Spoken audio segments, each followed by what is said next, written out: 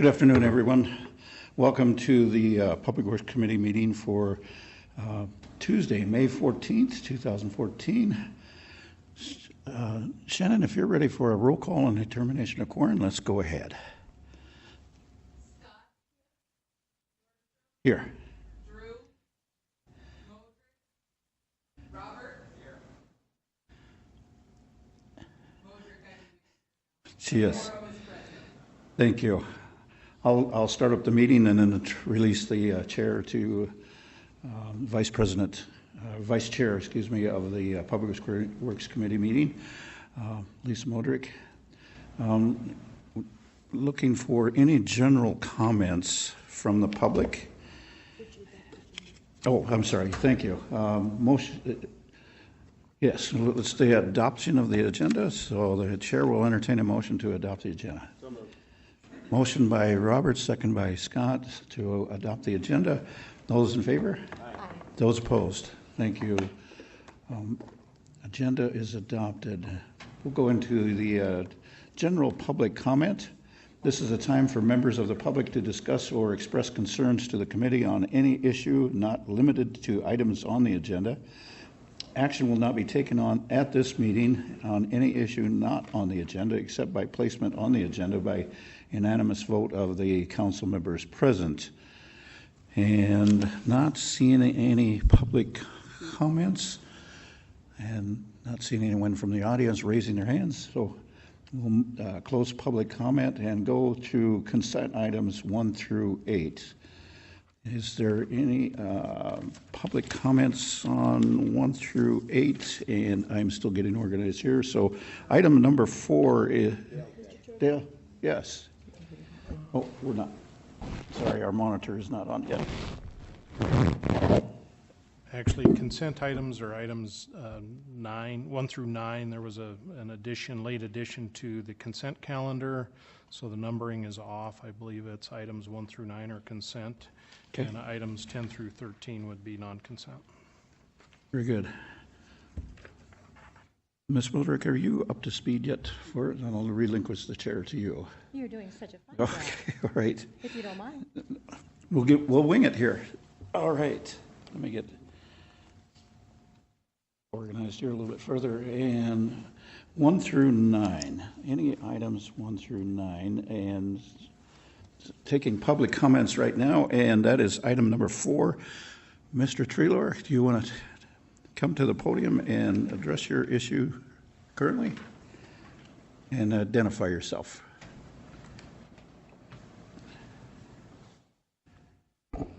Good afternoon, Kyle Treelor with Dream Design.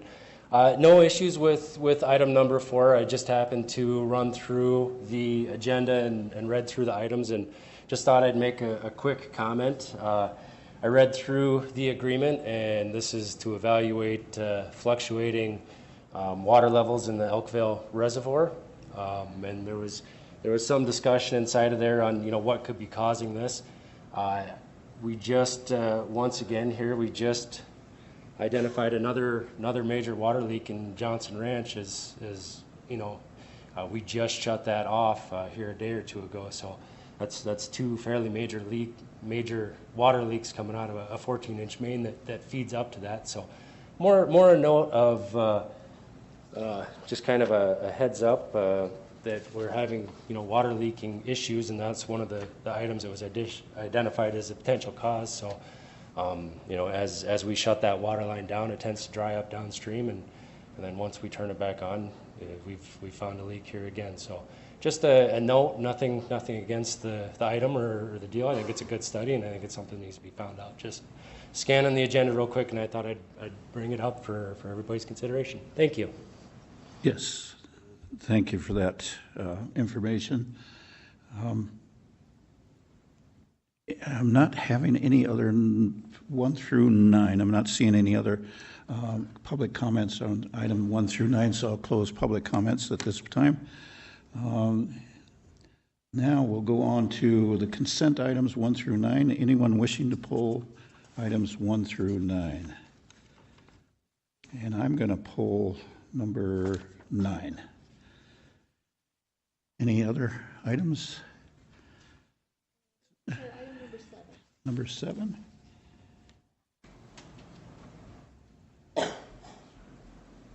And Daryl, my monitor is not up yet, so there, it woke up. Yeah. I think we're good. Let's give it a try. Thank you, Daryl.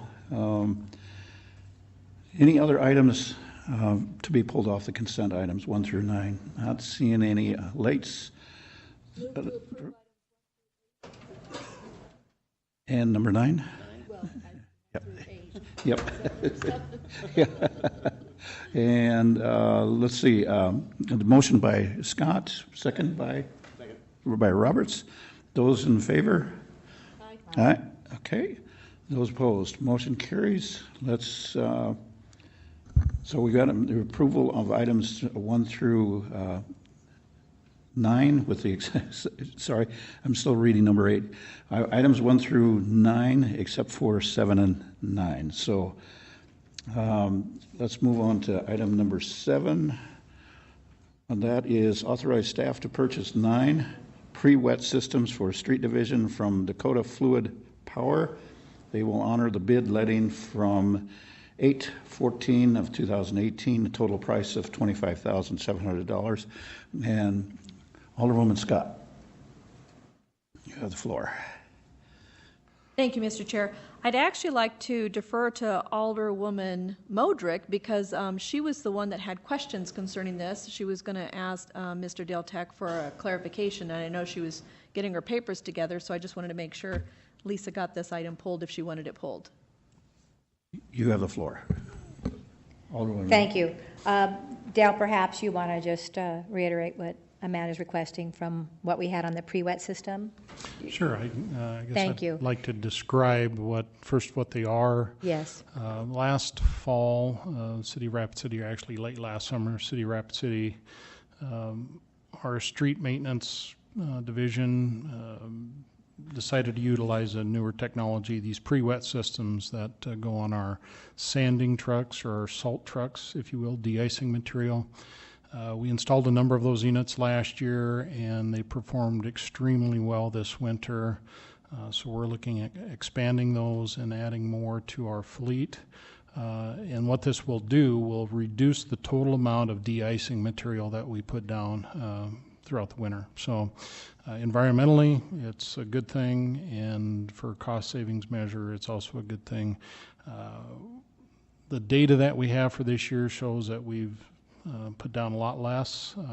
After we get a couple years more data down, I think we'll be providing a full report to the council about exactly how effective these systems are and what benefit it is to our community.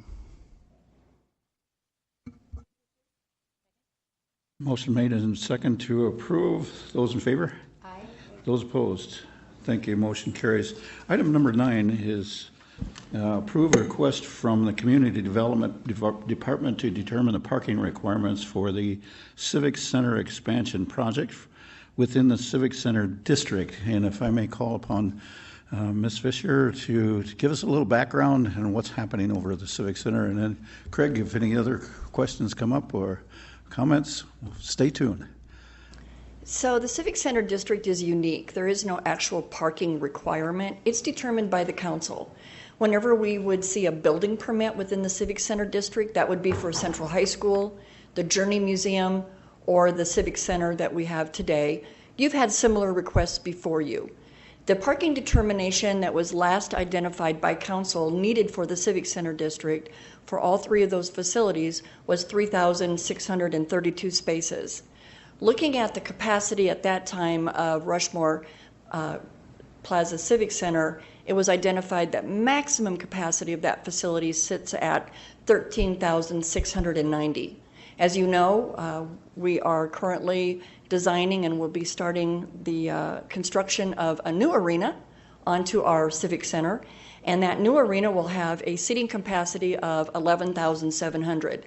So with the existing uses within the convention center, the ice theater, arena, the theater, we will be repurposing the Barnett, which will reduce that capacity significantly, but we're looking at a maximum capacity overall of 21,890 seats.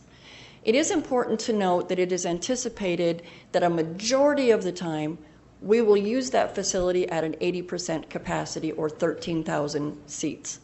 We currently have 13,690 at maximum, with 3,632 parking spaces. With this new design of the parking lot and with the new arena at 80%, we will have 3,645 spaces. Now, granted, that means that we are going to be sharing parking at Central and at the Journey. This is allowed per that district.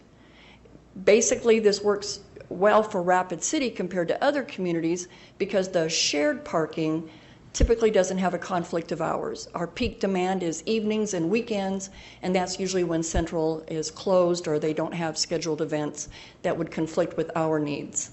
In addition to this, as we've seen our director have to work hard to secure alternate parking off-site, there are ongoing discussions that will continue with agreements between the mall and the fairgrounds, as well as Sioux Park, to put additional parking in those areas and shuttle those riders to and from the Civic Center as needed. We've also seen a change in how people approach attending these types of facilities. Many of you may have gone to a big event in another arena in another city, and the minute you hit that hotel, you're given information as to when that shuttle is going to leave for that big event. And so our director will continue those discussions with hotels and motels to secure that shuttle service. If we're parking them once, we don't need to park them again.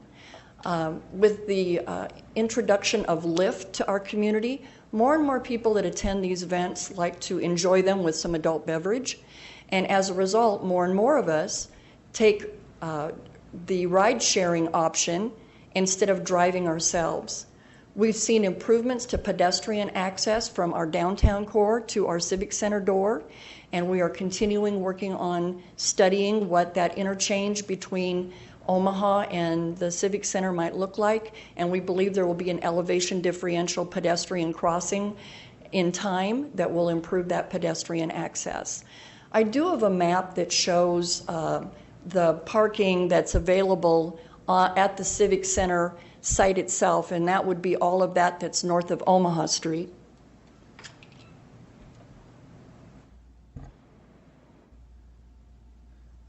So this is, we're talking about this parking right here.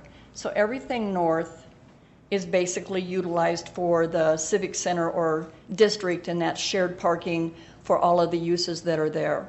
To the south of it is a total of 925 leased city spaces. In red, you will see that number that could be available after 4 o'clock and weekends, which equals 925. The blue number that's adjacent to it would be those during the day. In addition to this, with the shuttle services that we mentioned off-site, it's anticipated that we are actually providing parking beyond what other facilities of larger size are doing in similar cities. As a comparison, if we could reference the Denny Sanford Premier Center in Sioux Falls, it has a seating capacity of 1,300 in excess of what Rapid City will have, but it's also 600 spaces short from what we are providing just north of Omaha Street. In addition, their shared parking is with a football stadium and a baseball stadium that typically would have hours of conflict. So what we've seen in comparing what we're doing with what other communities that are creating event centers have brought to the table, our numbers are very healthy comparatively. It is important to note that it is rare that any city can park on site the maximum required parking that would be required. It allows us to multi-purpose existing paved surfaces, and that's truly an effort that we as a community should work towards doing. The most important feature to making this work, though, is the staff at the Civic Center. They will continue to process the booking and facility management as they have in the past, so that if they've got several uses within that facility, they're taking into account that parking demand, and they're making those arrangements beforehand so it doesn't become a problem during the event. So with that, staff is recommending that the City Council identify that the 3,645 spaces in the Civic Center District be identified as appropriate in order to issue the building permit for the new arena. Thank you. Is there any questions? I have a couple of questions. So is there any questions from the council members? Okay, we'll go to Alderwoman Modrick. Thank you, Mr. Chair. Thank you for the map. It's really excellent, and I thank the design team that put that together as well, because it's easy to read, and parking's been prominently in the news right now. And one of the things that I want to share for those that have had the downtown core parking concerns is it's excluding the core parking, but actually targeting where there's parking plats or parking places that aren't going to hit that, and that's exceptional, that we may not flood into the core of which we're working on a new master design down there. So excellent job on that. And I liked, there was a statement I think you made that was about the walkability or the walking side of things. I think we have some new lighting we're looking at of east of 5th that could open some things up as well. And then the promenade discussion and design could also create a nice flow of safe walking to the event center. And it's just a win-win for the city of Rapid City to have this much parking option in our downtown space. So thank you again for all the work that was done on that, so that the public is now aware. It was one of the biggest questions, was where are we going to park if we design a new civic center? So well done. Thank you. Not seeing any other lights. Ms. Fitcher, if you'll stay up there for another moment, maybe I have a question for Mr. Balzer as well. The parking that I'm seeing on the memo that I've gotten from the consultants, it shows 0.33. In general, it shows 0.33 stalls per seat. Is that do you know how that number came about? Go ahead. So in our parking regulations, we have stadium parking at 0.33 per seat. And that's the number that I had suggested to Mr. Stanley that he utilize in the analysis. It's the number we've used in the past when looking at the Civic Center and what we anticipate for a parking demand. And then it is an industry standard. So the next question I have is that getting this information out to the public, and especially the touring public, is there a process that you can brief us on how we get that information out to the public? That is actually a very good question. In looking at what other cities have done, if you're looking at booking something to go to the event, we need to make that parking information available as they're purchasing that ticket. Okay. And so we will use our website as the primary initial introduction to where parking would be available, and securing and thinking about that as they're looking at where they're going to stay. Thank you. And I think it's especially important for the folks that are staying at, say, for example, the local motels, and how that information. So is the primary source going through the booking, or is the hotels going to have some information on this as well? Shuttles, that kind of information, is that available? It's going to be a collaborative effort between the Civic Center staff and the hotel motel management. There will be additional communications that will be ongoing as we work towards securing that shuttle activity. And looking at how other cities do it, whether they go to the city's website or they go to the chain website and hit Rapid City, and they're looking at event activity, there will be information there at either location that would identify parking for special events. It'll be a collaborative effort, but one that we plan on putting energy into to ensure that we're keeping them parked at the hotel if possible and not having to repark them to get to the event. Thank you. So the information will be available on the Civic Center website as well, and then other social networks as well, and so we'll be able to get the word out to the public. What we've seen in other cities is if there's a list of hotels that provide shuttle service, they list them on their website so that you know when you're looking at reserving a room and you don't want to deal with parking. Maybe you want to enjoy the event fully and you don't want to drive. you can pick one of those hotels. So again, I think it'll be a collaborative effort, not only with the city staff, but with hotel management to ensure that this works. Thank you. And one final question is, do we have a start and stop time, or has that been considered yet, when the shuttles start and when the shuttle service ends? I think it'll be unique to each event. Each event. Very good. Thank you. That's all the questions I have, and the chair will entertain a motion to approve 3,645 off-street parking spaces to be required for the Civic Center District. Have a second? Motion by Modrick, second by Roberts. Those in favor? Aye. Those, everyone went aye. Okay. Those opposed?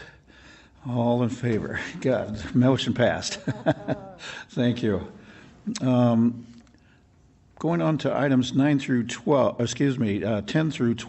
is it 13? Yes, I'm sorry, 13. Reading from the notes here. Okay. Items 10 through 13. Items from the public. We have, again, Kyle Treelor. If you will come to the podium. Mr. Treelor, if you'll identify yourself once again. Kyle Treelor with Dream Design International. Thank you.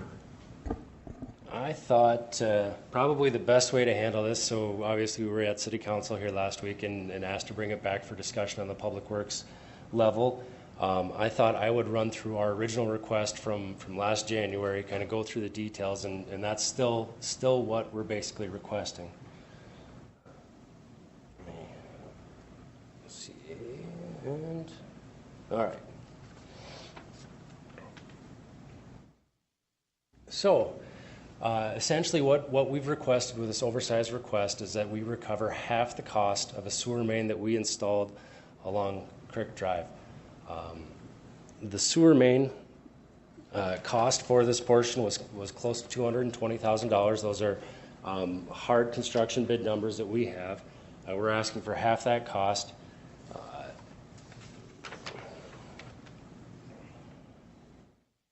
And here I'll kind of go through.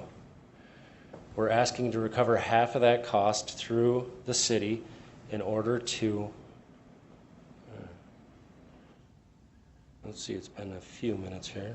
And I am feeling better. Hopefully I sound a little better as well, I hope. All right. So the portion of the sewer main that we're talking about is the portion here in red that connects down North Creek Drive to where we're constructing North Valley Drive. This is 10-inch sewer main. We cross underneath the railroad right-of-way to bring service up through North Valley Drive. We have also, we had requested previously a alternate alignment for our sewer main. That alternate alignment had run through the site to the east and then swung to the south, and then would have continued through here, and then ideally continued in that direction as well. That request was denied, in part is that we would have to provide service to our neighbors to the north, which would be the lots located in here.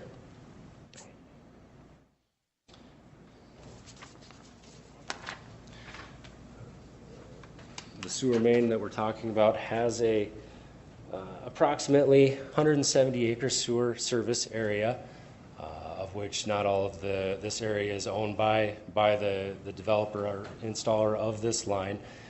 We serve these lots. We serve lots that are owned by Menards currently, the lots just north of North Creek Drive here. And then we've got a service area that extends further out to the east and south, almost 170 acres. So this line that we have does have a regional value to serve more than just our properties as well. What we had proposed was to recover half that, and as a suggestion, we thought that the city could levy a service fee or a tapping fee as our neighbors tap into this service main. They could tap in, and the city could collect that fees to return on the investment for that half of that cost. Our request was denied, and then we went through several rounds of postponements as we were discussing another oversized item. And so this has went back and forth for, you know, almost 6 months now to get to the city council meeting this last Monday and then back to here. But the request has remained the same as for where we're at right now. We did just a quick, you know, timeline here to show there was some thought that the timing of this might not be appropriate. But in all reality, we've been working on this and working with staff on this, you know, since, you know, last year. So the request was made in an appropriate amount of time. We've just been pushing this back to work on these agreements and to get some resolution, to have these discussions with staff on both this item and other items. So they kind of, in some respects, got tied to each other unfairly.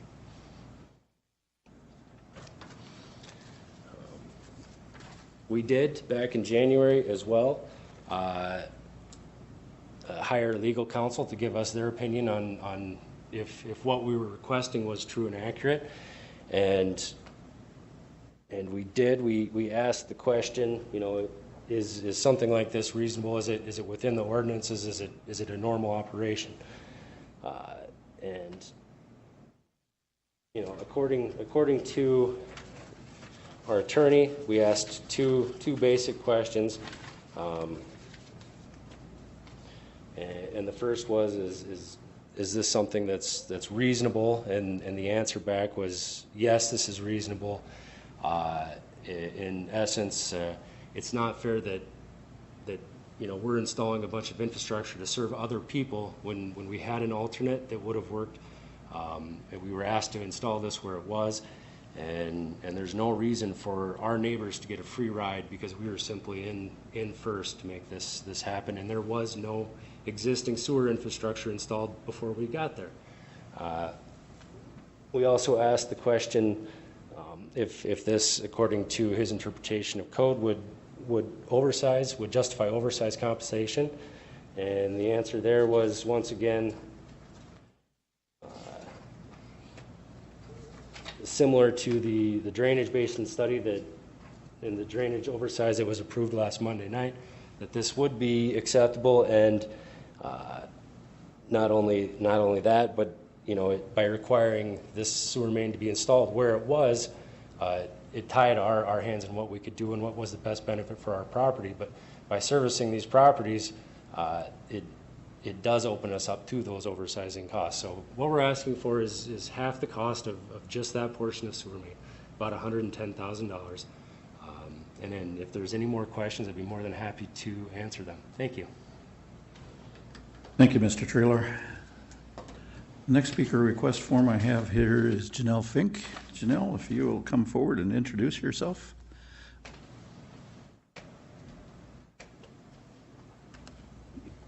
Yeah, for item 12.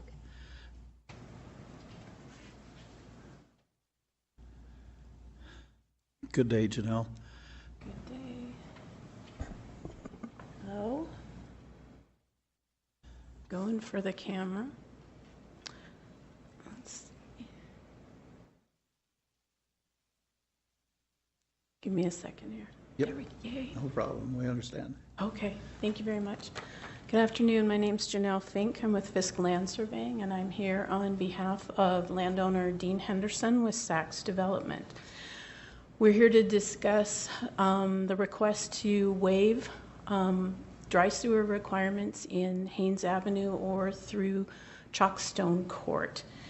And I'd like to start by saying I do understand staff's position, and that in typical development, normally we would see sewer extended to the limits of the property that we're working with, but I think in this particular circumstance or instance, I don't believe that those same requirements are warranted. For those of you that are not familiar with the project, we're located at the northwest corner of Haynes and kind of Cobalt Drive. And our proposed development, this is the area here that we're talking about, and the area that we're looking to waive sewer is this portion of Haynes Avenue right here.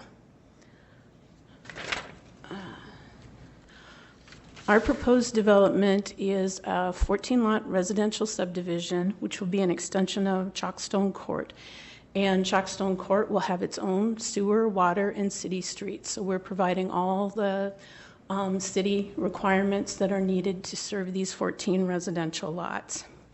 Now, this is kind of a vicinity map. There's currently no sewer main in Haynes Avenue as it abuts this location, and the nearest sewer in Haynes Avenue is roughly 1,000 feet to the south. Shows up in this lot right in here.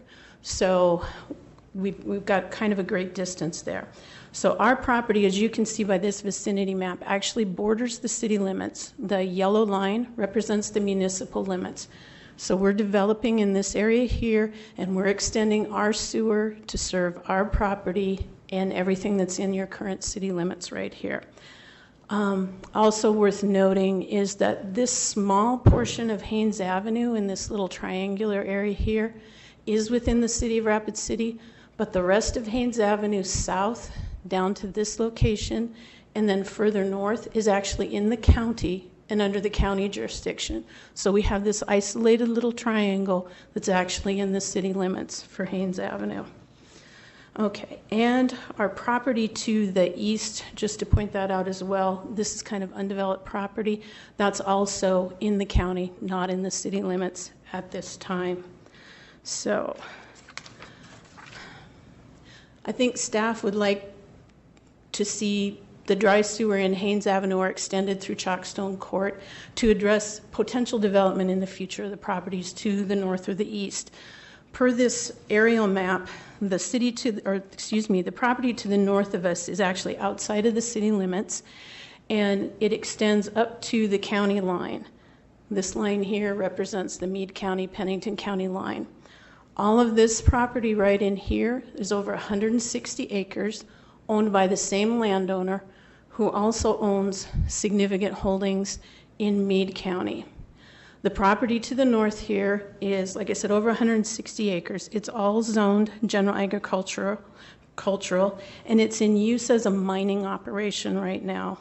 They provide shale to the cement plant, and it's an active, ongoing mine with a contract that's providing a needed service to an element of our community.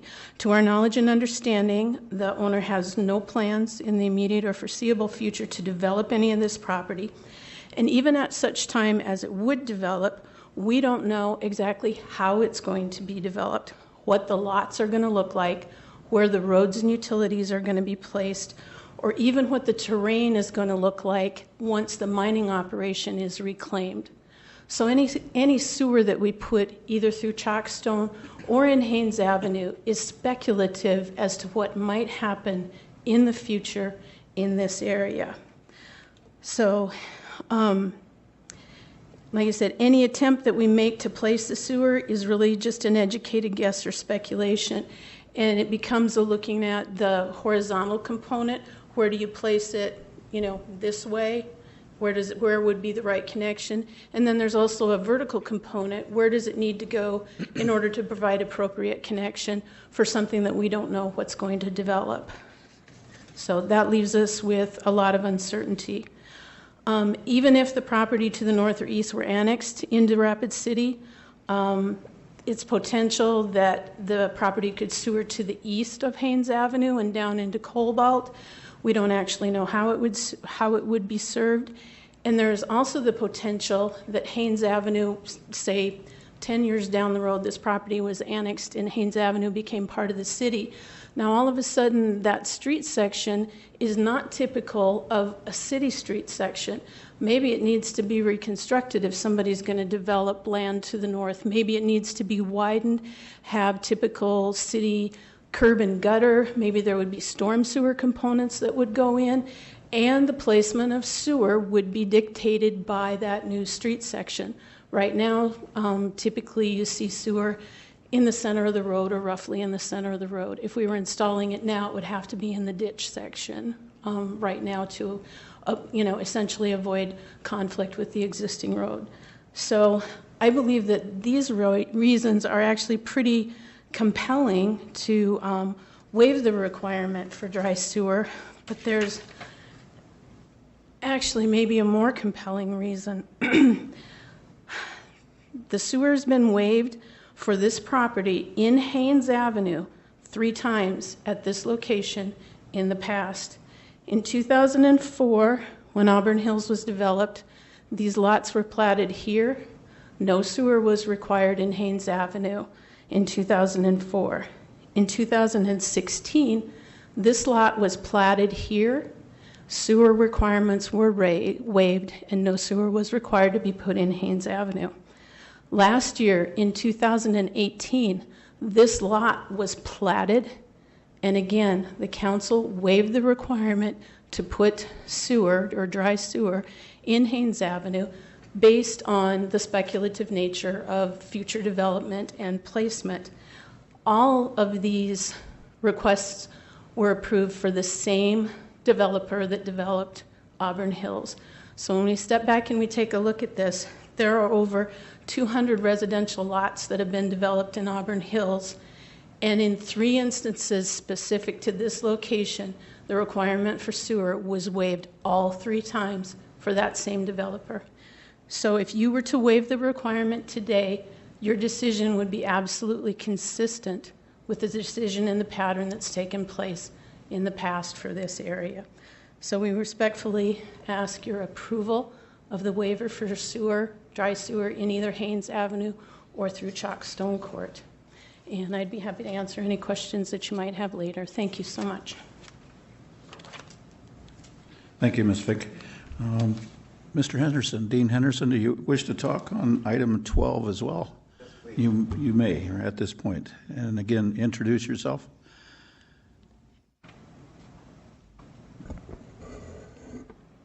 Good afternoon, members of the committee. My name is Dean Henderson. I'm the landowner of the 4 acres.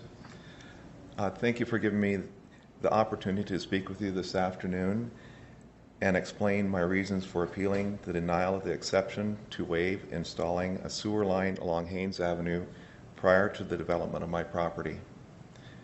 Chalkstone Court has been engineered to tie into the existing sewer line and is designed to meet today's requirements. Because the expansion of the sewer line to the north has been brought up to the City Council on several occasions in the past, and a variance or exception was granted each time, most recently only a year ago. I purchased the property with the understanding that there would be no requirement of sewer along Haynes. The decision was made to grant the exception to the previous owner, Doak LLC, due to the fact that it would be a dry line and not needed for the foreseeable future. These circumstances have not changed. It has been suggested that I need to do an engineering study of the land to the north. The land directly to the north of this 4-acre parcel does not belong to me. It is a shale mine contracted for the use by the cement plant, and the topography of the land changes constantly as they dig out the shale and then reclaim the land. It is not in the municipal limits of Rapid City, and the owner is not interested in having a sewer line to his property, nor is he interested in developing the land at this time. There is no benefit to myself, the adjoining landowner, or the taxpayers of Rapid City from installing a dry sewer line that may never be utilized. It could remain a dry line for years, or never be utilized in a location based on speculation. It seems premature to design and build a line with no knowledge of what the topography will end up being and whenever, if ever, it will be needed. It does not seem reasonable that I would be required to pay for something for the sole benefit of possible future developers. I feel, in light of the fact that Doak LLC was granted exceptions to install sewer, and I, an individual who is simply trying to develop 4 acres and provide quality homes for our community, and have been denied that same exception, a different standard is being applied to large developers and small developers. I respectfully request that the same standard be applied and that I be granted the requested exception. Thank you. And if you have any questions, I will try to answer them. Thank you, Mr. Henderson. Stand by. When we get to that item, I'm sure we'll have some questions for you. Thank you. Thank you. Now we'll move on to item number 10 is a request by KTM Design Solutions on behalf of Yasmin Dream LLC for reimbursement for repayment of one half of construction costs for sanitary sewer improvements for the North Valley Park in the amount of $110,000. Yeah, $110,445 and a nickel. The chair will now recognize Alderwoman Modrick. Thank you, Mr. Chair. May I ask Mr. Triller a question? You may. Thank Mr. you. Triller, if you'll come to the podium again, please.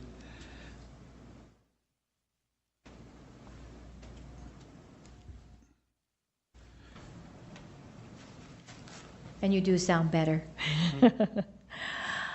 Thank you for giving us a little timeline there. I know that's been part of the capture, is where has this gone and how has it gotten to where it is today. And one of the conversations that's come up is that this should have been done before the install of the lines or before that purchasing of the $220,000. Can you answer that part of it for me? Sure. No, the original requests were made late last year before we'd entered into some of this work. So we've obviously got commitments, and so we've had to keep the project moving forward.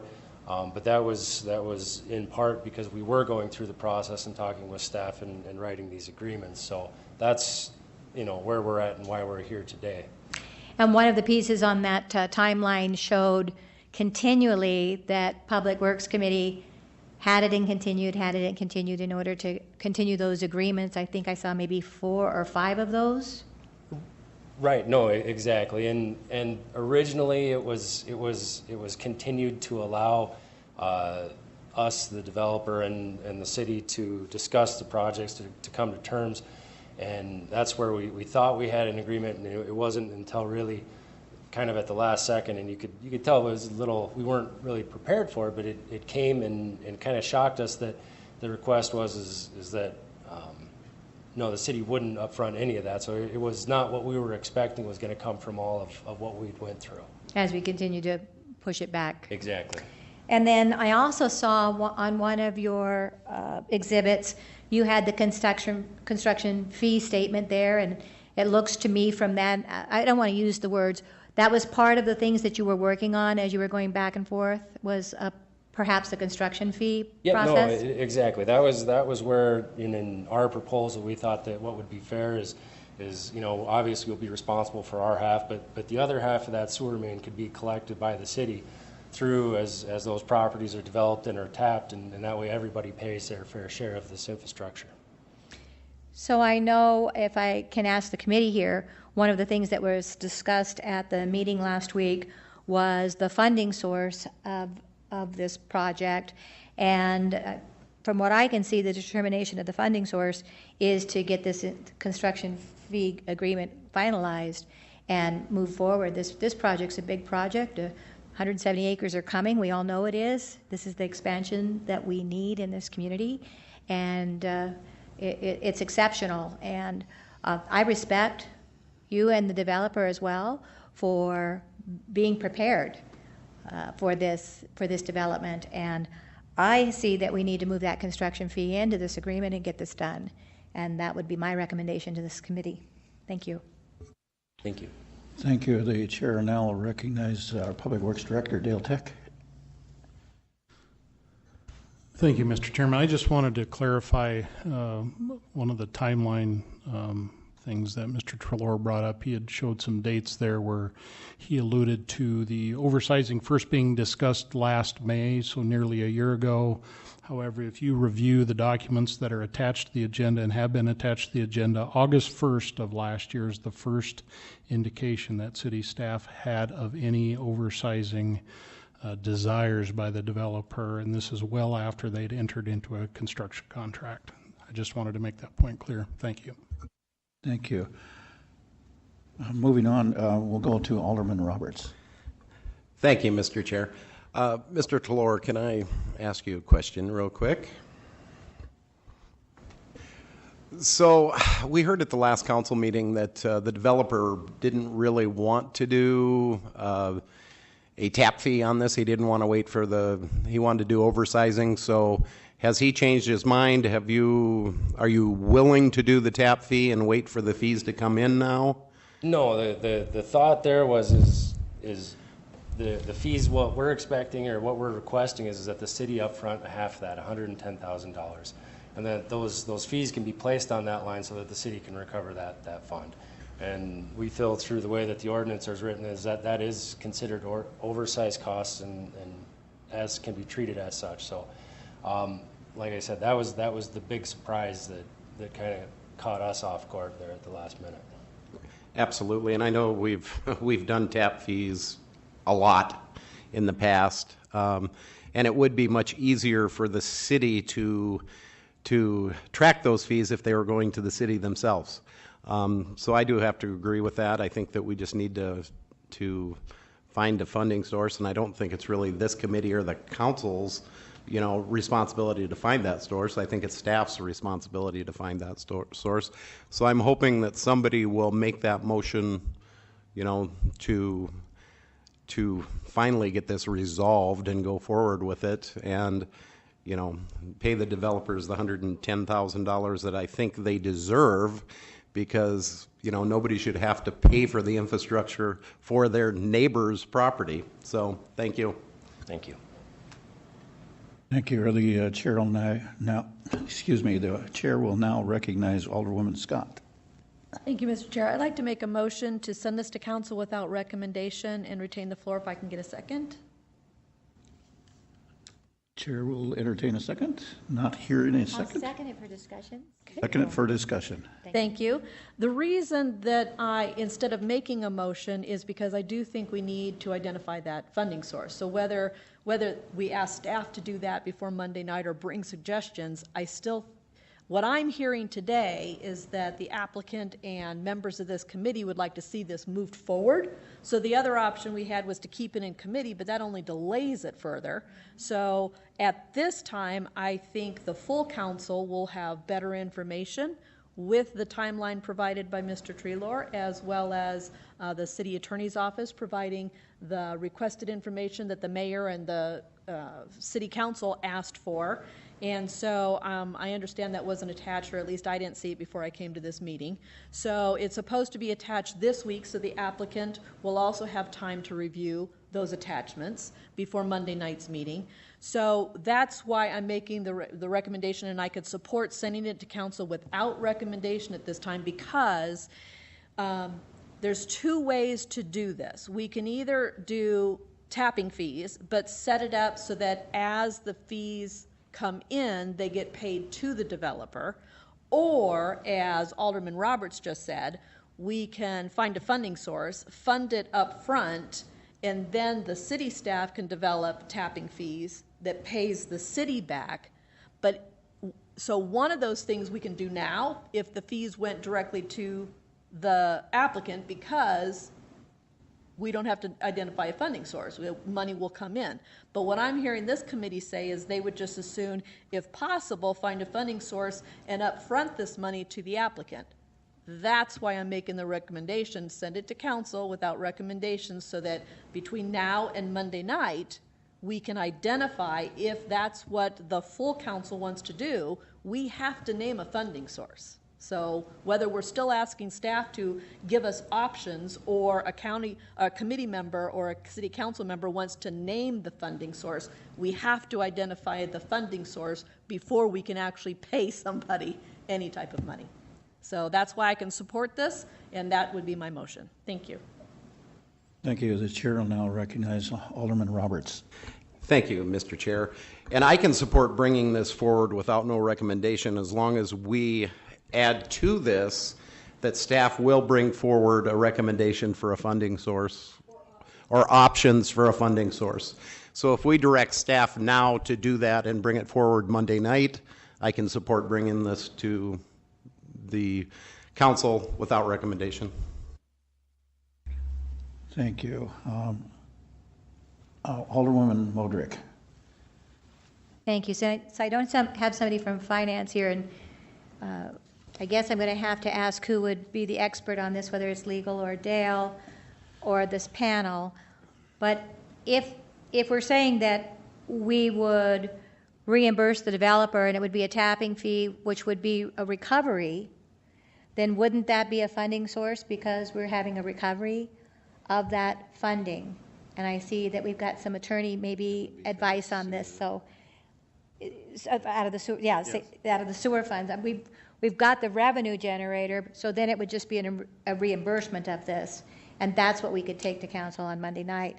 And Mr. Chair, I'll let you acknowledge, if you could, myself, a request for Joel now to switch it over. Thank you. Joel, would you like to enter into this conversation? Yes, thank you. No, you need an actual, just because we may recoup the money in the future, that's going to be future money. We'd have to allocate money now. All that money is already allocated. So it's probably going to entail reallocating from other projects to cut the developer a check. And then at some point, assuming we get reimbursed back through the connection fee, then that money could be reallocated towards the projects that need to be done at that time. But you're going to need to find existing funds in order to pay the developer now. If we set the construction fee and the developer pays for it, then the developer is the funding source.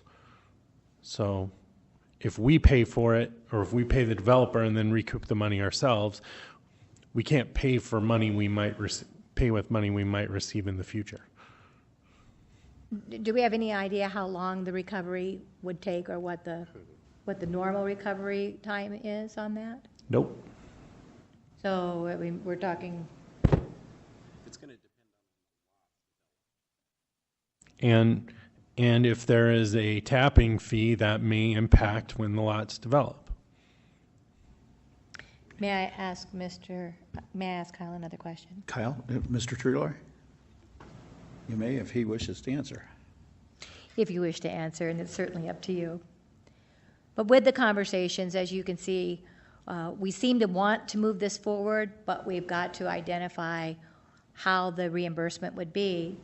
So the conversations are, would the reimbursement be to reimburse the developer in order to get this done, and so you can move on? And is that something that the developer would be interested in doing in order to find something on Monday to call this a done deal? Well, I think that, you know, the real problem, or the real issue that we're having is that, you know, we had this discussion the same night that we had a couple other oversized requests, one of a similar size dollar amount, and the money was there for that request. So that was there, the money was there. We're not talking about having to reallocate funds. It's our intent that those funds get paid up front to us, and then they can be collected back through time. Similar to those oversized requests, and similar to what's fair and what's being done with other applicants to the city. And if I could ask Dale a question. Mr. So Peck, if I you- know it was, thank you. I know it was stated that it's not apples to apples on what's being stated. It happened on the other night. But where did that funding come from that we approved those items? Can you be specific about which items you're talking about? If you're talking about some of the other utility connection or oversizing fees. Right. Every year we set aside dollars for requests.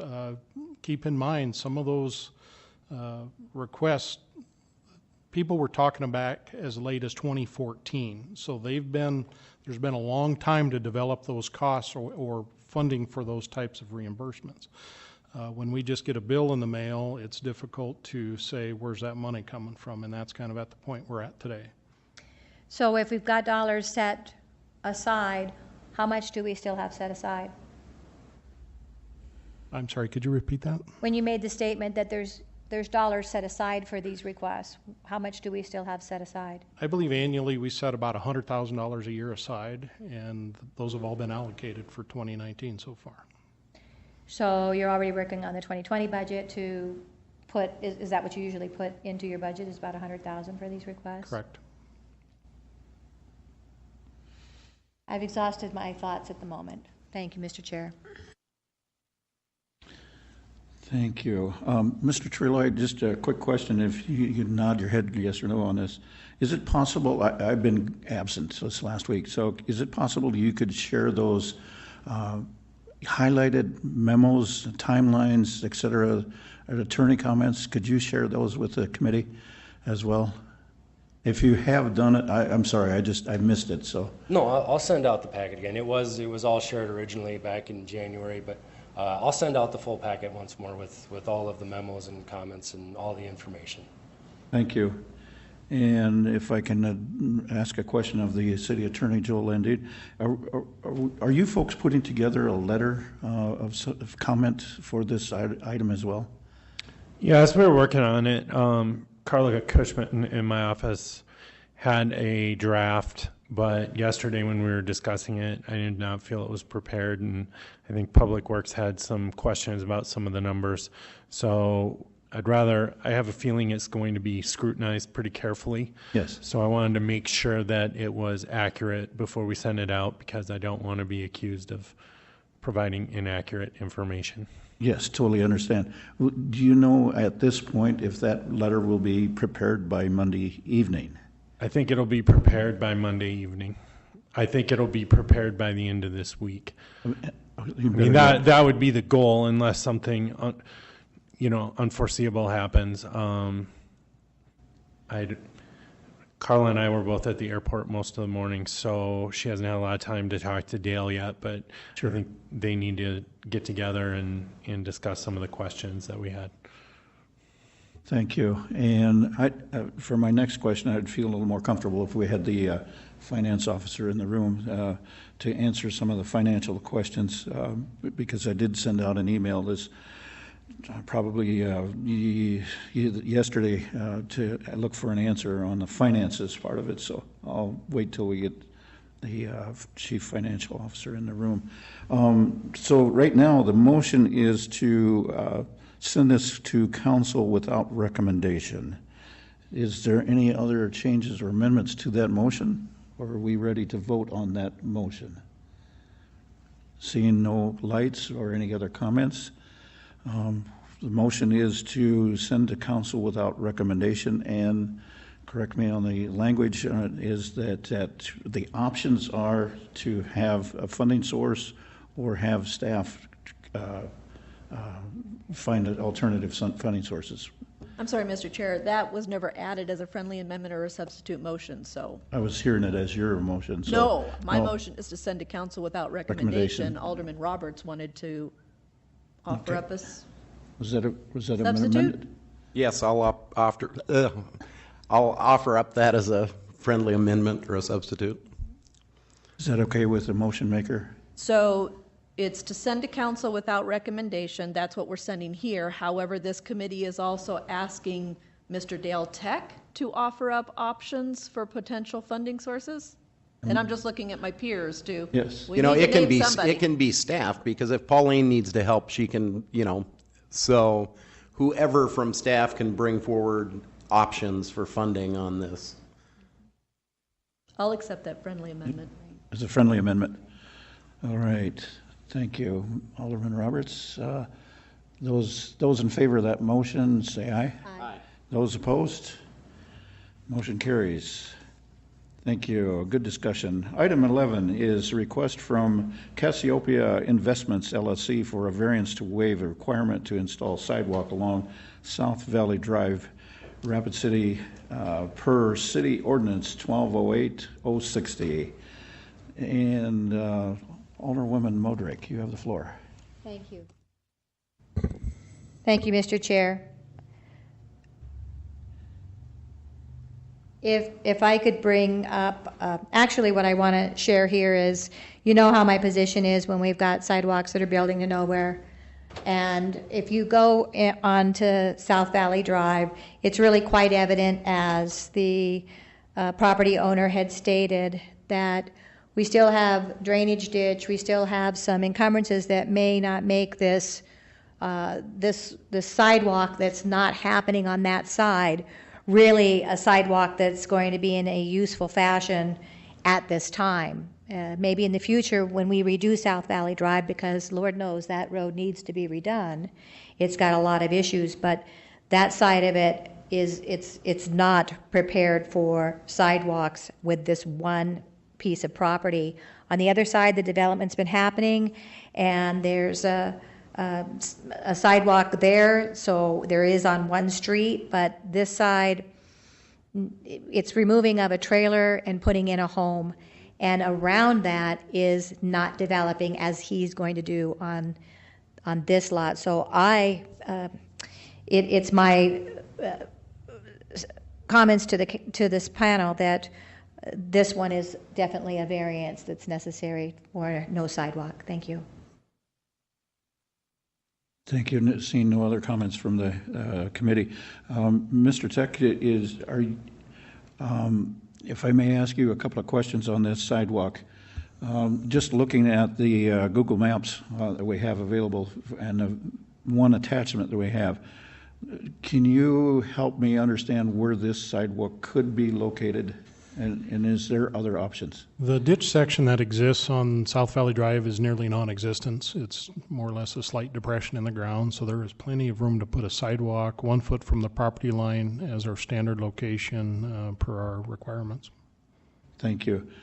And the other issue is connection to other sidewalks. If I'm understanding right, there is another sidewalk will be or soon to be installed on the east side of South Valley Drive? There's currently a sidewalk on the east side of South Valley Drive. Thank you. The chair will entertain a motion. I'd like to make a motion. Yes. Yeah, go. You have the floor, Ms. Alderwoman Mudrick. Thank you. I waive the variance, or my motion is to variance the waiver as requested of the installing the sidewalk. The chair will entertain a second. I allow the waiver of the requirement to install sidewalk. And the chair will entertain a second. Motion made by Alderwoman Modrick and second by Alderman Roberts. Alderwoman Scott, you have the floor. Thank you, Mr. Chair. And I would address this to Ted only because he had provided this information earlier, but if Mr. Tech wants to weigh in, that's fine too. But may I direct some follow-up questions? You may. Thank you. So, Ted, on this one, we were looking at it. I'm trying to remember the visual or the picture in my mind. There's sidewalk on the east side of Valley Drive, correct? But this property is across the street on the west side. Is that correct? Okay. And so on the west side of this block, is there any sidewalk currently in existence? Not at this time. This would be the first piece. Yeah, so, and looking at that, because I know that staff, and it is, the way our ordinances are written up, this is the perfect time to put the sidewalk in is when we get a building permit, but as already been described, this is removing an existing trailer and then, building a house or putting a house in or replacing it. So at this time, it would make sense normally in our ordinance to require that sidewalk to go in there, but I'm having a hard time looking at this entire west side and not having any piece of sidewalk in there. I know that you had mentioned, Ted, and I'm going to ask this again, make sure I understood you correctly. This is the lot that is just south of a corner piece of property, is that correct? Yes, I believe so. And your understanding is, or what you were trying to direct us, is that the corner lot, it's Sally Drive or South Valley Drive, and what's the street? St. Pat. St. Patrick Street. And so St. Patrick Street obviously has sidewalks on it. So A large portion of it does to the west, and there will be on the east when the corner lots develop on South Valley and then on the south side of St. Pat. And that's on what you had said, Johnson Ranch. and that's what I That'll was be asking sidewalk. is when that corner piece gets developed, chances are whether they ask for a waiver on South Valley Drive because there's nothing to connect it to at that time, on East St. Pat, most likely that sidewalk would be ordered in on the corner lot. It, by ordinance, would be required. Developers' plans have indicated that they will install sidewalk when they build on those lots. So that corner lot is currently vacant, correct? Yes. No structures at all? On the north or the southeast corner lot, yes. And so where this lot is, which is just south of that cross-section of East St. Pat and South Valley Drive, is the rest of the lots on this block developed? Yes. Okay, so, and that's where I was looking at that, and so, it's also not my ward, so I was listening to, my ward mates who, actually represent the section. But I think I could support this of waiving this requirement, but I'd like to send a very, very strong, recommendation to watch out for that corner lot to be developed, because as long as all the other properties except for that one corner lot are developed, as soon as that corner lot goes in, I could see this whole block being ordered in for sidewalks. If I might, Alderwoman Scott. Yes, if I've said anything incorrect, please correct me. Yeah, there's a little misunderstanding. The lot directly to the north of this lot, which is on the corner, which would be the southwest corner of South Valley Drive and East St. Pat, is currently developed. There is a home on that lot. So it's not a vacant lot. The vacant lots are all across the road to the east. So this block on the west side is fully developed. So this is a redevelopment coming forward and triggers the requirement to install sidewalk. So that lot that is developed, and thank you for correcting me, because I was thinking it was a vacant lot to the north of them.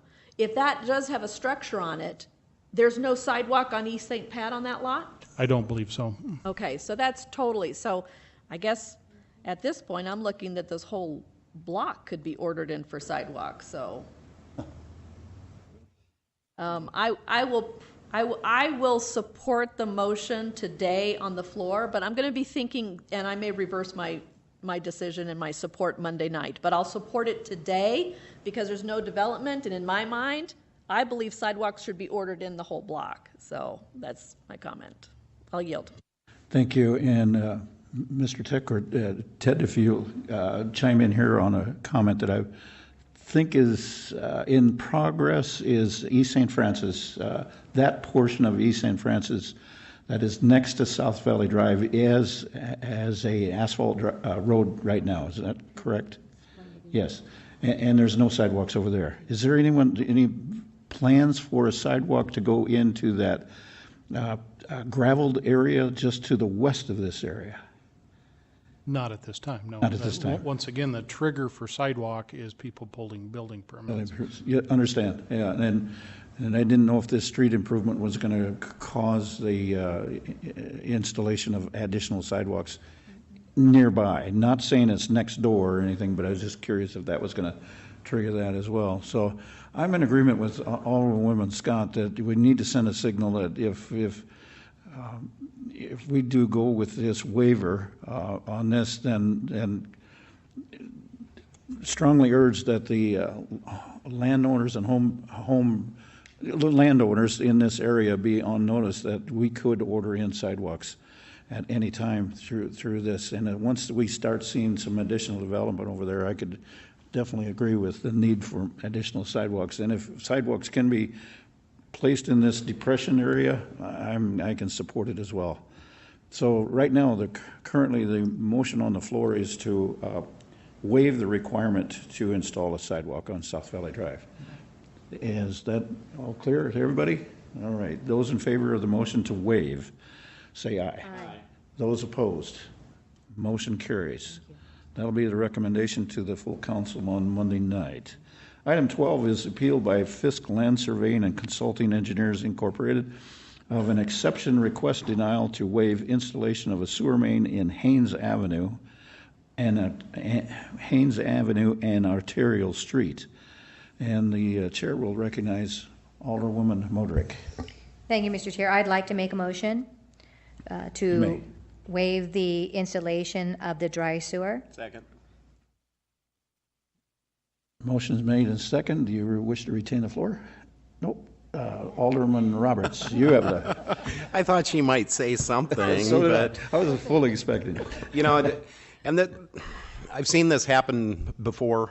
We've seen this happen before quite a few times on this council, where somebody has an exception to something, the land changes owners, and then all of a sudden the exceptions come back the next time.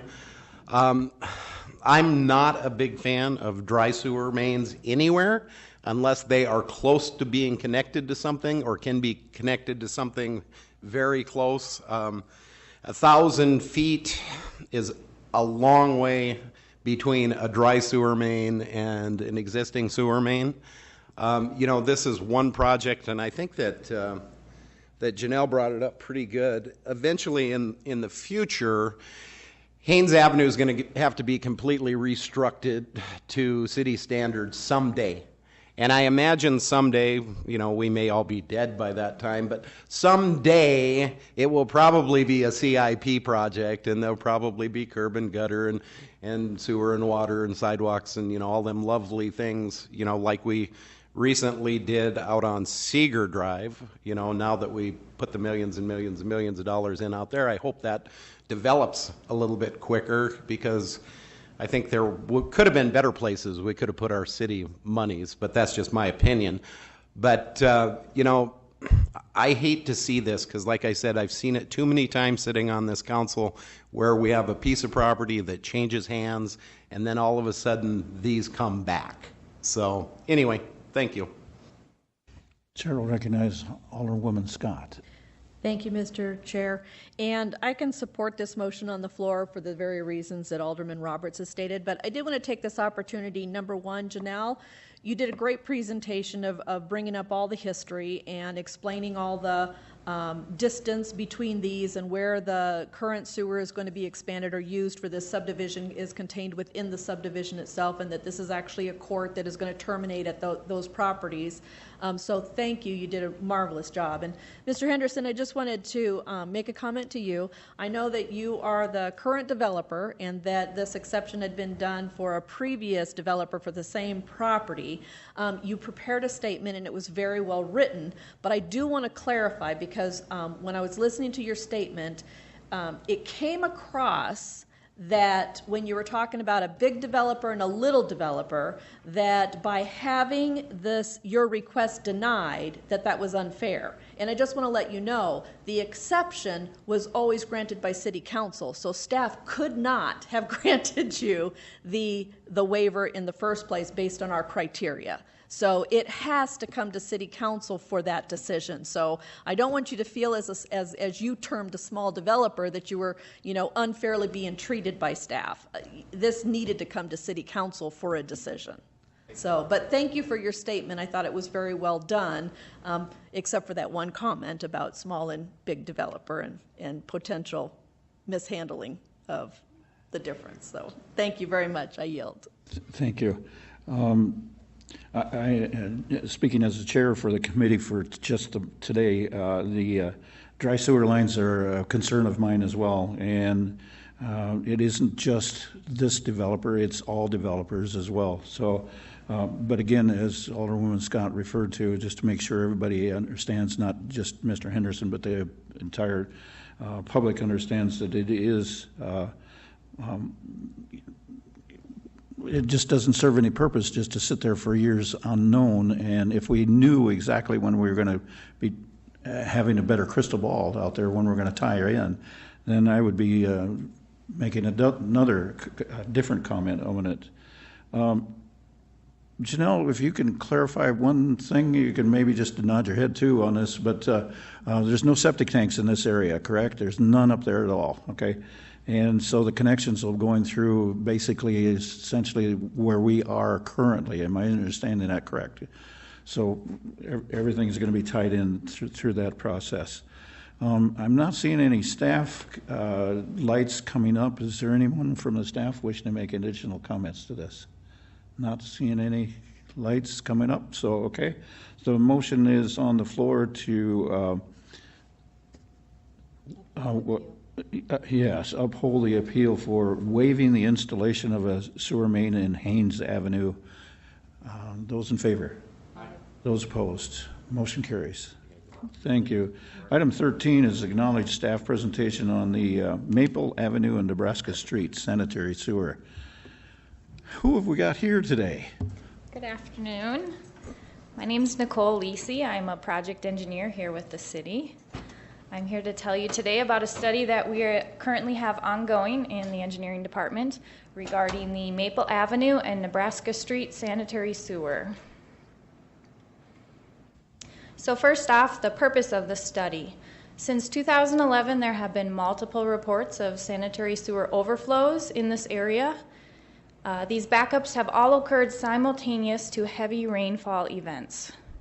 Therefore, the sanitary sewer overflows are assumed to be attributed to the heavy rainfall events with significant sources of surface water and groundwater inflow and infiltration entering the sanitary sewer system and causing these backups. First, let me explain to you what infiltration and inflow is. It is clean stormwater and or groundwater that enters the sewer system through cracked pipes, leaky manholes, improperly connected storm drains, downspouts, or sump pumps. The figure on your screen identifies these locations for you. The typical public sewer main that's located in the street could be a deteriorating pipe that's cracked or broken, or the manhole could be faulty, allowing stormwater to enter into the system. Or the clean water could be entering in through the private side of things on the private property, including a defective service line that may have root intrusion, or it could be direct connections coming from a structure, such as roof drains, connected foundation drains, or connected sump pump drains. It should be noted that the Rapid City Municipal Code does prohibit any person from discharging clean water into the sanitary sewer system. This includes sump pump connections. I will also let you know that in our study area, we did send out letters to property owners in this past March notifying them of this section of our municipal code that does make it illegal for these type of connections. So city staff has done an initial assessment of the system and found no significant sources of stormwater or groundwater into the system. Some things that we have evaluated including televising sewer mains in the area, which have found no blockages or significant defects. We've also replaced manhole lids in the system that had open pick holes, and they've been since replaced with manhole lids that don't have any openings. So the pictures on your screen represent a manhole lid with no open pick holes, doesn't allow any water from the surface to enter into the sanitary sewer system. The picture on your right is a lid with open pick holes that any stormwater over the top would be allowed to enter into the system through those holes. And finally, the city has also installed a flow diversion into a manhole that has redirected sewer flows from approximately 70 properties into a new sewer basin, so they no longer flow through the area that has had the backups. So since city staff was unable to determine the cause of these backups, the city has hired Ferber Engineering Company to assist with further evaluations and make recommendations for improvements. The map on the screen shows our study area. At the very top of the map here is the parking lot at Rapid City Regional Hospital, located along 5th Street and Fairmont Boulevard. So our study area is just to the south of that, bordered by Mount Rushmore Road on the west, Minnesota Street on the south, Parkview on the east, and Texas Street on the north. Our study area comprises 320 acres, about 385 properties, 110 manholes, 2,700 linear feet of sewer main. And I also wanted to point out that in the lower elevation portions of our study area, there is a high groundwater table, which has been routinely measured at 4 to 4.5 feet below finished grade. The study tasks include property owner questionnaires, which were sent out last November. We did receive about a 54% response rate on those questionnaires, which we were pretty happy with that high of a response rate. The study also includes dry weather and wet weather sanitary sewer flow monitoring. manhole inspections, smoke testing, televising of additional mains to evaluate conditions, an engineering analysis of anticipated sewer flows versus flows we are actually measuring in our system, and then ultimately an engineering report with recommendations for improvements. So sanitary sewer flow monitoring measures the velocity and depth of flow within a sewer main. So within our study area, we have established 7 locations for flow meters to be installed for approximately a 4-week duration. We have two different time frames where we are doing flow monitoring. One is called dry weather flow monitoring, which is done during the winter months. This is the time frame when we're able to capture the baseline flows in the sewer system when the system would not be subject to stormwater. On the other hand, we are also doing wet weather flow monitoring during spring rainy months. This would capture not only the baseline flows seen in the sewer system, but also any infiltration and inflow that may be making its way into the system. The picture on the screen shows a manhole with its lid off that does have a flow meter currently installed.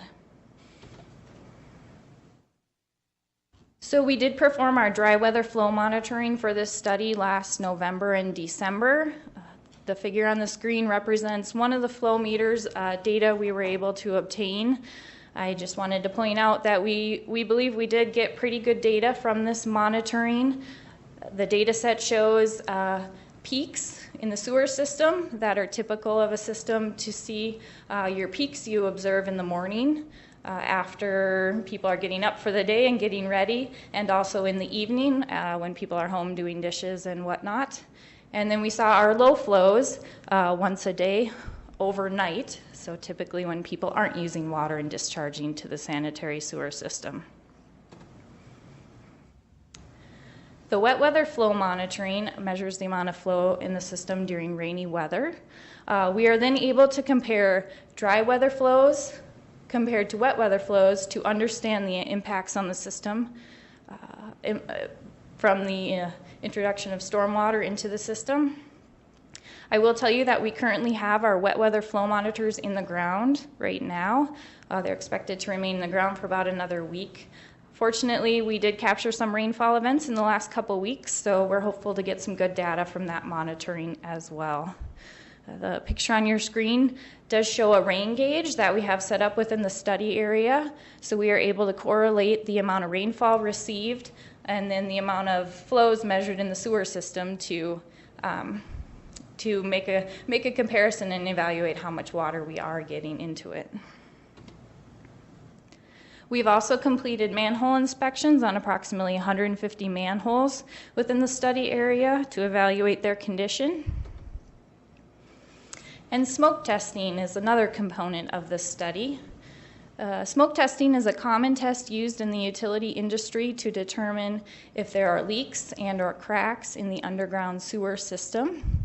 So a brief explanation of smoke testing is we introduce a smoke into the sewer system, and the idea is that anywhere where there may be a defect in the system, smoke would surface to the ground, and we could identify that from ground level. So the thought is, if smoke is able to surface to the ground, it's also a location where water could enter into the sanitary sewer system from above. Smoke testing, we were actually able to start that today because we finally got a little break in the weather. So it'll be interesting to see what kind of results we get from our smoke testing. The next steps in the study include the smoke testing, as I just mentioned, televising of additional mains to evaluate conditions, evaluation of dry weather versus wet weather flows once those wet weather flow monitors do come out of the ground, and then an engineering report with recommendations for improvements to the system.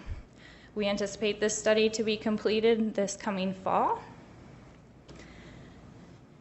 And with that, I would entertain any questions you may have for me about the project.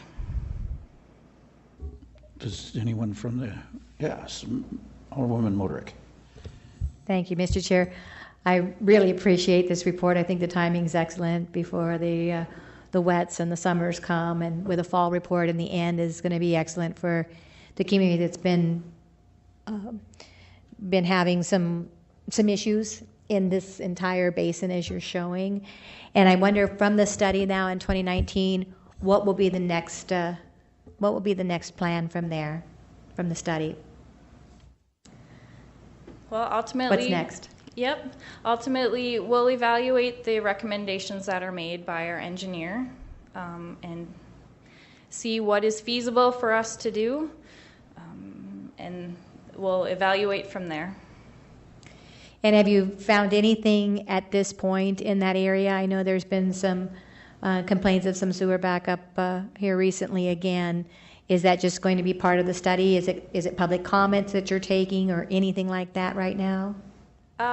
So to date, we have not found any significant sources, or we've not been able to pinpoint exact sources of infiltration and inflow into our system within our study area. As I stated, we are still in the evaluation process, so we'll see if we are able to find any significant sources. I did mention it a couple times, but it has been suspected that there may be many sump pumps directly connected to the system that are causing these backups to occur. However, that's very hard for us to be able to prove. And that was going to lead to my next question. So on the sump pump connections, was there a time when it was illegal and now they're just legal non-conforming, or is there a grandfathered of these? Where are we at on that? To my knowledge, well, today, Rapid City Municipal Code says that it's illegal for that connection to occur. I will caveat that with there is an exception in ordinance that does allow sump pumps to be connected during winter months between November 1st to March 1st, I believe is the time frame, in order to prevent icing and hazardous conditions in the roadway. That does require a permit through the engineering department. But I will note that none of the backups have occurred during those winter months. I do not know when it became illegal to connect a sump pump to the system. I couldn't tell you when that wasn't added to the ordinance. So I would probably like to ask, because I know there's been a lot of questions in the neighborhood of which I serve, and maybe I can ask Joel that legal question. You might? Yes, go right ahead. Thank you. Joel, do you have anything on that as I far don't as know. legal nonconforming? Frankly, I could be persuaded otherwise if somebody showed me I was wrong, but my initial reaction is that our ability to regulate connections to the sewer is not something that can be grandfathered in. So if we want to change the regulations on what you can pump into the sewer, we can change that, and your defense isn't that, well, excuse me, I connected my sewer prior to that rule, so I get to keep connecting my sewer. I don't think that is something that would be grandfathered in. And you said that they can still be connected in the winter, so there's a cutoff time of the winter season where they can have connection to the sewer line? yeah, I see Dale Do you want me flaking to over flip there. that I would over? direct Yes, that if you'll with I don't take mind Ms. at all. Peck. if it- I'm going to back up to the previous question, then I'll answer the question you're Great. currently asking. It's industry-wide, it's illegal typically in almost all communities that have a wastewater treatment plant to discharge clean water into your plant, because you're treating clean water, and that just drives the cost up for doing that. So that's the primary reason, and I believe that ordinance has been in our city ordinance for decades. So there's no grandfathering. As Joel said, the current ordinance prohibits that water, with the exception of if you have a property and you have a sump pump discharge and there's no storm sewer in the roadway near you, and you're pumping a lot of water out in the street, it can ice up in the wintertime and cause a hazard. So there's a permit available where you can connect to the sanitary sewer for the months that Nicole mentioned, November to March. But there's a permit, there's a fee to do that, there's an inspection that's done, there's a lever that has to be switched by city staff to make sure that that is not going into our sanitary sewer system in those non-permit months. So do you see then, if we do have And we don't know how many are out there that might be connected at this time or that can be connected if they get a permit. But if they were to disconnect, and it's a large number, then what does that do to the above ground flows if that water now is no longer going through a pipe, but it's actually on the surface and being distributed as a pumping discharge? Well, it's no different than any spring that we have around the city that eventually will get to a drainage, either curb and gutter or a storm sewer inlet, and ultimately into the storm water drainage system and ultimately into Rapid Creek. So it ends up in the creek either way. However, we don't want to run it through a treatment plant and treat clean water. And also we want to avoid the sanitary sewer backups that are occurring due to large influx of clean water from sump pumps. And I think just why that question is important is, again, in this neighborhood, if people are disconnected and there's a heavy discharge, then it tends to run surface, which then goes from property to property to property, and then creates another problem and another, it can be pretty disruptive on other properties. So that comes to us as a complaint as well, is that it may be starting on the top side of some of these hills and ending up down on the lower side, but it's hitting properties along the way. So is that a concern, or is it part of your study? If they do disconnect, where does that groundwater go?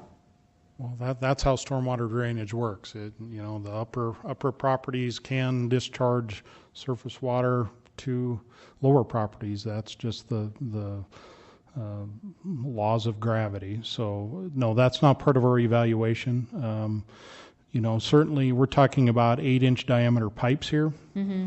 And if those pipes are getting exceeded, if you spread that out over the ground, that would be a pretty small flow that you wouldn't necessarily notice in that size of an area. But certainly confined in an 8-inch pipe, it causes problems. Thank you. That was important. Thank you, Dale. Thank you. Thank you. Thank you. We'll go to Alderman Scott. Thank you, Mr. Chair. And may I ask a couple follow-up questions, please? You may. Thank you.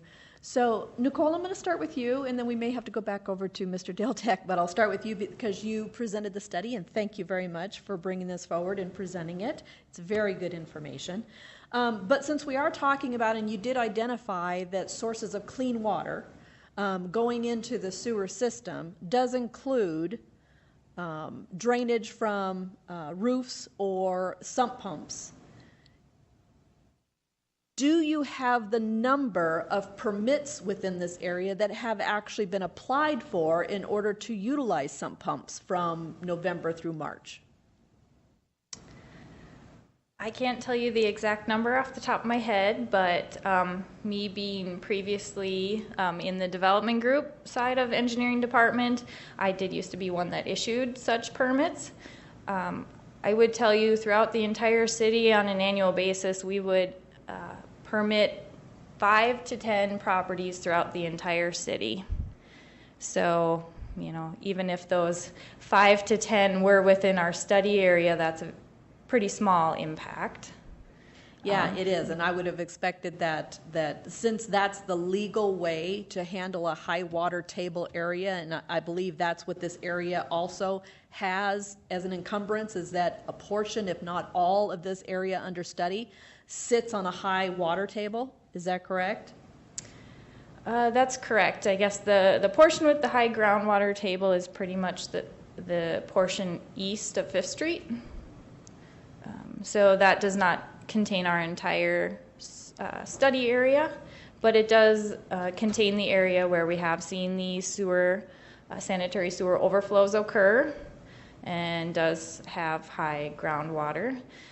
Also, you talk about, we were talking about sump pumps. So if you do drive through that area, you do see many homes that do have sump pump lines that discharge to the curb line. But you will notice that it's always wet from those sump pumps. So that's telling you that their systems are always running. But then those properties that you can't see any visible sump pumps pumping to the street, their water has to be going somewhere. We assume they have a sump pump, but that amount of water is going somewhere else. We are assuming. We have not gone into any homes at this point, but. And at this point, well, I'll redirect the question. May I ask Joel and Dean a question, please? Yes, you may. Thank you. So Joel, this is kind of like more of a legal question. So as Nicole has said that, the city so far has not gone, asked to go into homes in order to inspect whether they have a sump pump and whether that sump pump, if in existence, is actually pumping outside on the surface to a drainage, whether it's on the land drainage or in the street through the curb and gutter, or whether it is actually going through the sewer connection. Does the city have the legal right to go in and inspect any of these homes if they think there is an illegal sump pump operating? No. I mean, we could go and ask. I think we could go door to door and ask if we could inspect or ask if people had. But could we, if the owner said, I don't want to talk to you and I'm not going to let you in my house, could we just go in and inspect it? No. Yeah, thank you for clarifying that, because that was my understanding. And the only reason I bring that up is that I know that in our city ordinances and everything else, when the city is responsible for the main sewer and water structure, when it comes to the actual connections to the individual properties or the structures on the property, that's the homeowner's responsibility. So Joel, I believe you've told us in the past, so I'm just clarifying, when these backups have occurred in this area that's under this study, there's nothing on the city side that has been identified as a contributing factor for those backups, correct? Yes, I believe that's what Nicole stated. So with that being said, then it really does become the onus on the property owner to try to identify or put in a fix or identify if his neighbors are, the neighbors have been contributing to this. There's really no legal recourse that they can even take, because based on what Nicole presented to us, and I had a question here, but you already answered it, Nicole, there's really no good way to identify through, how they find things under the ground, to find a sump pump that is connected to the sewer. There's just no way to know unless you actually see how that sump pump inside the dwelling is connected and discharging water. Is that correct? That is my understanding, yes. Yeah, so this can become a very difficult question. The only other question, Nicole, is you had it in your briefing, and I just wanted to ask, in this trouble area, I thought you had identified where the city has already put in a fix by redirecting some of the clean water from the sewer system into a storm sewer?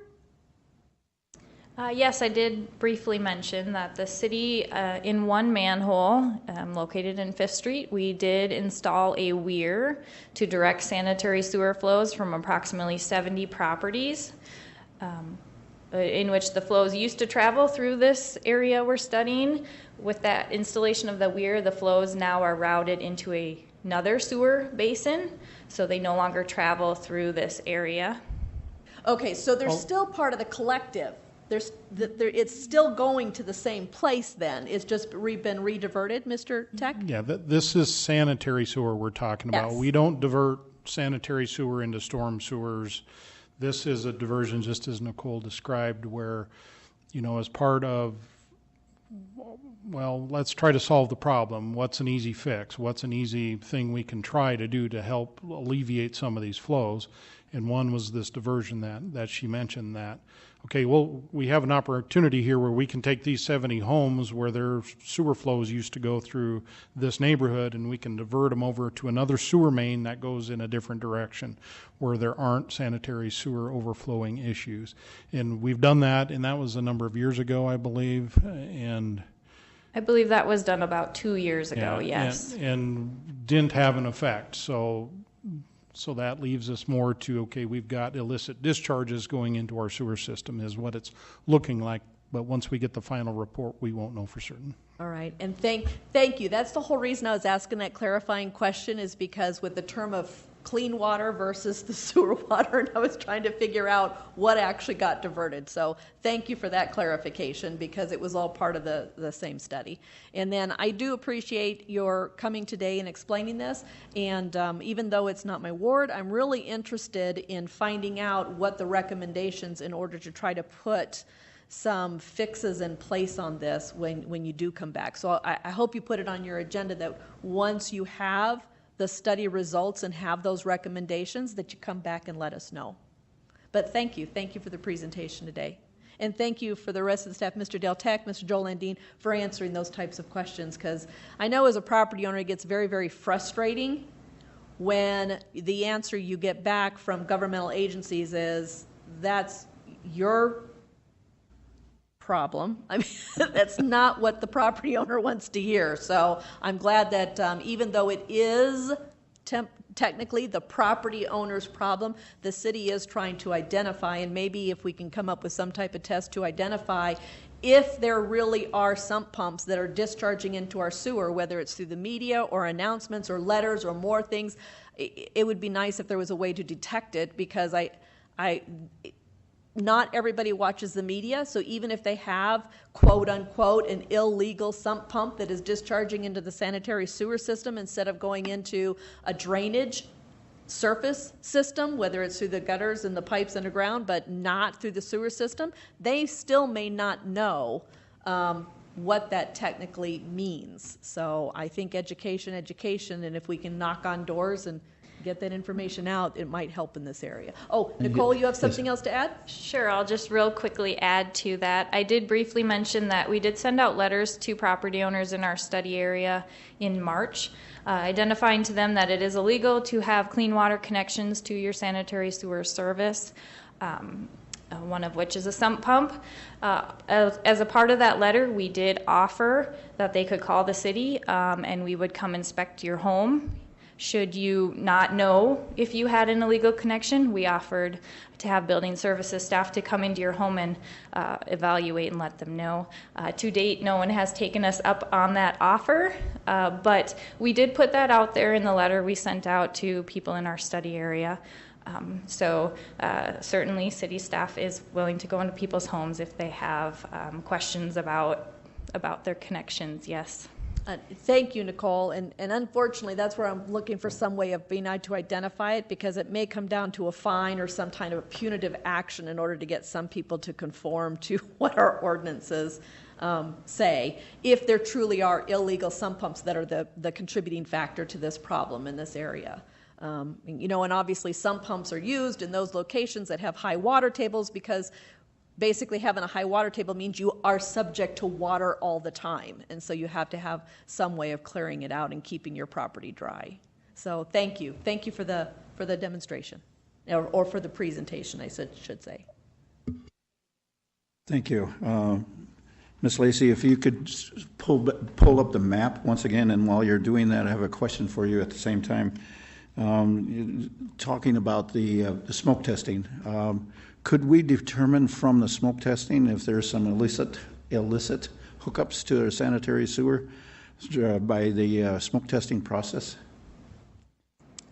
Are you specifically referring to illicit hookups within structures? Yeah, essentially what I'm trying to get to is that when you do your smoke testing and it goes through the sanitary sewer, and we do have some illicit or illegal or whatever the proper term is, that they're hooked up to our sanitary sewer system, it could discharge smoke into their homes?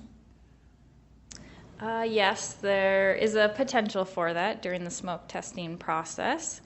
If you're familiar with plumbing inside homes, typical sewer plumbing does require a P-trap, which keeps water in that P fitting. Exactly. The main purpose of it is to not allow sewer gases to come into your home. But if there is water in that P-trap, I don't believe it's going to really let smoke through. Okay, but if it is a direct connect to they're also taking a chance as well, because as you stated, is the sewer gas, if there's no P-trap between the sump pump and the sanitary sewer, it could be very dangerous for the individuals as well. Yeah, if they do have a connection that doesn't have a P-trap, I guess, yeah, that would allow smoke to come into their home. Yes. But I see Dale waving his hand. He may want to add something. I may be able to weigh in on that. Yes. If they have a sump pump that's installed properly, even if it's discharging into the sanitary sewer, it in itself acts like a P-trap, so it's unlikely that there would be any smoke that would result in coming out of their sump pump system. So just the way that they are constructed would preclude that from happening. But certainly if there are other defects in their plumbing that a homeowner may or may not know about, certainly they could have some smoke in the house. And certainly that's the first thing that we hear if someone gets smoke in their house. We certainly notified everybody in the area what we were doing, and if they experienced any of those issues, to contact the folks doing the testing immediately. So. Immediately, thank you. And on the map you have up here, how many flow meters? We saw the data from one flow meter, is that correct? And so my question is, how many other additional flow meters have we got in this area? So we chose to install 7 flow meters throughout our study area at strategic locations in order to capture flows from different areas within our study area. Thank you. And FMG is the consultant? Did I hear that correct? Correct, yes. And they are at the initial stages of doing the study? I would say with the field work, we're probably about 75% done. 75% complete? Yep, as I mentioned, we still have wet weather flow monitors in the ground today, and smoke testing is ongoing. Can you describe a little bit of the SSO impact that's having to the neighborhood? Meaning that you do, when we do collect the data from that SSO, that goes to the DNR, am I correct? That still goes to the DNR? I believe so. I will defer to Dale for that question. Yeah, the SSO information is collected every year. Just to let you know, I don't know what last year's was, but I believe the prior year there were 19 events citywide. Okay. A city our size, that is very, very good. We don't have a high incidence of sanitary sewer backups. So, and I give all the credit to our utility maintenance folks that are out there jetting sewer lines, making sure operationally that they function properly. So that's a credit to our operations folks that they run a very, very good system. And just real quickly, briefly, can you explain why that information has to be submitted to the SSO data has to be submitted to the DNR versus coming within and staying within house? And can you tell us why? I think that's just part of our permit requirement that we're permitted to operate both a wastewater collection system and a wastewater treatment system, and that's a requirement of our permit to document any known issues in your system. Thank you. And then just want to make sure everybody understands about a little bit of the field that I came out of and graduated from, if you will. and clean water is not good for our wastewater treatment plant. We want to keep our bugs warm and happy, and since there's no food in that clean water, that's not a good thing for our wastewater treatment plant. We want to keep the bugs warm and happy. So, we got a good system out there at the wastewater treatment plant, and we don't need to take any chances on jeopardizing that system that we have out there, because Lord knows what's going to happen if we do fail with our whole entire system. So kudos and applause to the wastewater treatment staff, and I will second what Mr. Tech also stated about our crews that go out and do the ongoing maintenance, and when they find a problem, an extensive problem, it winds up at CIP as well. So one of those things that eventually we get to see it, and then it's a bad thing. Thank you, Nicole. I appreciate your information. Motion been made to acknowledge and second. Those in favor? Aye. Those opposed? Motion carries. Motion to adjourn by Scott and second by Modrick. Those in favor? Aye. Those opposed? Thank you. Great discussion, folks. See you Monday.